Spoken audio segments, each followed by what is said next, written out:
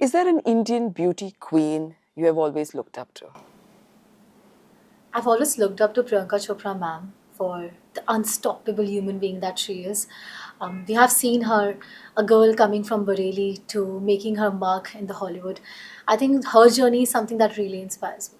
Is it true you portrayed Ma Sita in Ram Leela? How old were you back then? And what were the thoughts that went into your mind exactly? Because you playing such a big, revered goddess in India. So that was the first character that I could play in theater, and I wouldn't say it as a character because I believe in her so much that I feel that she has chosen me to portray that role of hers, and it has been an incredible journey doing that. I was just 18, 19, 20. For 5 years I did play that role. I was very young to understand the gravity of being that representation of womanhood. But when I saw the 10,000 people, even more than that, having that diya in their eyes and in their hands and tears in their eyes, when they looked up to me as their mother, as Ma Sita, that feeling just made me so grateful and has taught me so much about womanhood and representation. So I'm really grateful for having gotten that opportunity to play that role. Also, that role always stays very close to my heart. So in case I got to play it again after this, maybe I'll surely do that. You've come a long way, but was the journey as easy as it seems to be? Um, Not really, because it was not a cakewalk at all. I had my shares of ups and downs. There were days when I felt challenges that I couldn't cope up from. But there's one thing, one beauty about Miss Sandhya and the pageant culture, that no matter what you show up, no matter what you are consistent. So the things that even I couldn't, I didn't believe that I had the strength to fight. I did fight them back, and I just could bounce back from that. So something that that I have inherited from this legacy is just showing up no matter what. A lot of people also believe that a beauty pageant is more about beauty. But do you feel that it is just about beauty and brains, or there are other things also, other important elements that make you a true winner? The idea of beauty is actually, even when you find someone conventionally beautiful or beautiful as per the beauty standards that we say, it doesn't stay like that till the person comes across to you as a nice person. You won't find a person beautiful if he doesn't treat you beautifully.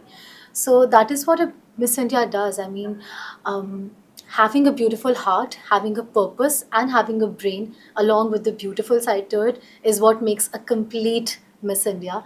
And that has been my journey like, because be Beauty with a Purpose, there's a Beauty with a Purpose contest in Miss World, which is the heart and soul of the Miss World Festival, wherein every delegate gets to bring one noble cause with them. So I am bringing the Mati. My project name is Mati with me.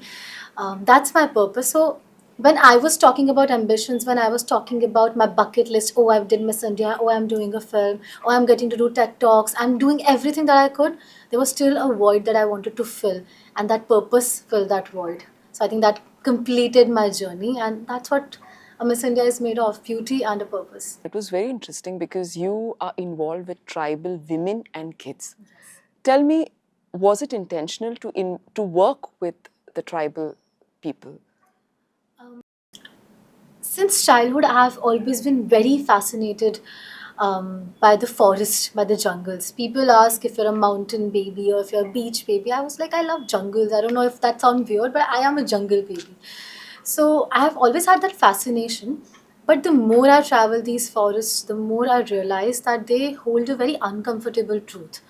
The communities that have been protecting our forests since generations, who are closest to our soil, who are closest to our mati, they are the one furthest from the basic necessities of life. They are the one protecting the rivers, the water bodies, yet they don't have clean water. They are the ones giving us the soil, the land, the healthy roots, yet they don't have food to eat. They don't have education, they don't have opportunities, they don't have skills. And that contrast really stuck with me. And that gave me an idea that I should come up with something that starts with listening to their stories and end to giving them a model wherein they could, sustain their community in a way they don't need to be the beneficiaries of the model. They can be a participant and they can help themselves. So that's how Marty was born. A lot of people would like to know the person behind the crown. So if you could tell me a little bit about your childhood, who your parents are, who are the biggest source of inspiration in your life? Since childhood, I have always been very curious, a kind of a kid who will have questions for everything. Luckily, fortunately, I got parents who never ever, let that child in me um, die, who wanted to ask questions. They always answered, even my stupidest of the questions. They tackled with so much of grace. I still remember one time I just asked my papa that why don't we just have the entire galaxy or universe in our textbooks? Why do we have just 9 planets? We have this entire galaxy out there. My father couldn't change the curriculum. He was like, yeah, you have a point. And that very same night, I remember he just decorated my entire ceiling with those stars. They were like, if she can't have the universe in her textbook, she can have the universe right above her head. That's what the mentality, and that is how I was brought up, with so much love and with so much intention behind it. That's why the kid in me is still alive today, who just looks at life with so much wonder and so much wisdom. Do you have any plans to transition into the entertainment industry? I think I've already transitioned into the entertainment industry. I'm currently doing a film already. That's my debut film. And I have always had the plans of being an actor, because I've done my graduation in performing arts. I have been very intentional about being an actor since the start.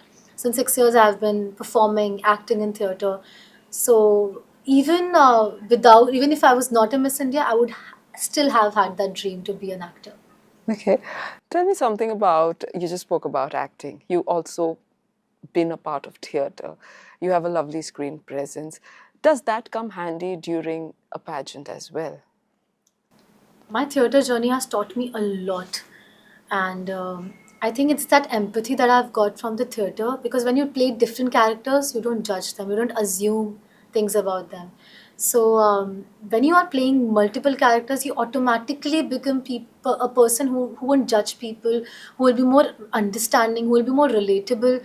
So doing more than 60 plays and writing plays and giving my words to different characters, I think it just automatically made me a person who is more understanding now. And that really helps in pageantry, because you meet people from all nook and corners of the world, and you need to be that absorbent, that sponge like personality that could absorb their traits, and that could, that without reflecting back to them. So that really helped me when I learned my theatre.